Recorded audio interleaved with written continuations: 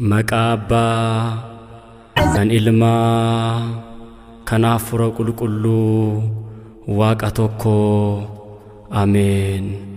Phaawulosis Saa'ol maaliif na ari'atta ka'i waan gochuun siif ta'u sittan hima sagalee jedhu dhaga'e. Hojii ergamootaa boqonnaa 9 lakkoofsa 3 hanga 6.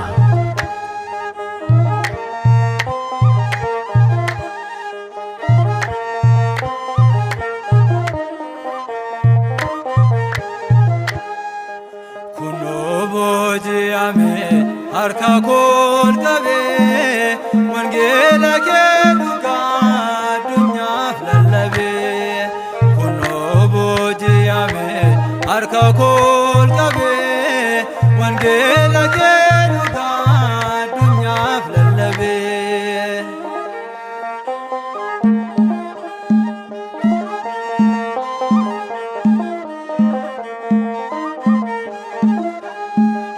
Enyuma koftale abade inandimo dogmatike sagaleke nabdevorsite ejajubo evanjamsite kuno boji'ame harka kol qabe wangela ke dhugaa addunyaaf lallabe kuno boji'ame harka kol qabe wangeela kee dhugaa addunyaaf lallabe.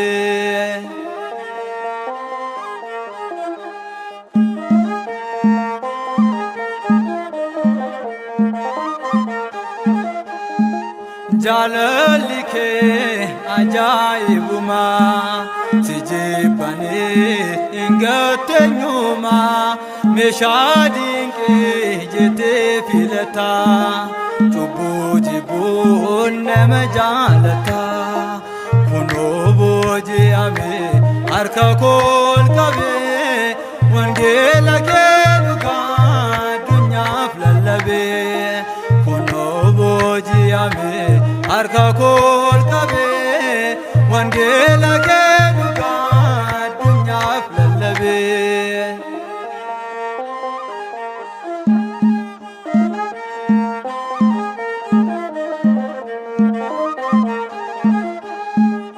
Sefilate sumet nafjala abba naga abba jalala nafgalera sibare amma hundenjiru martinu suma kuno boji'ame harka kol qabe wangeela kee dhugaa addunyaaf lallabe kuno boji'ame harka kol qabe wangeela kee dhugaa addunyaaf lallabe.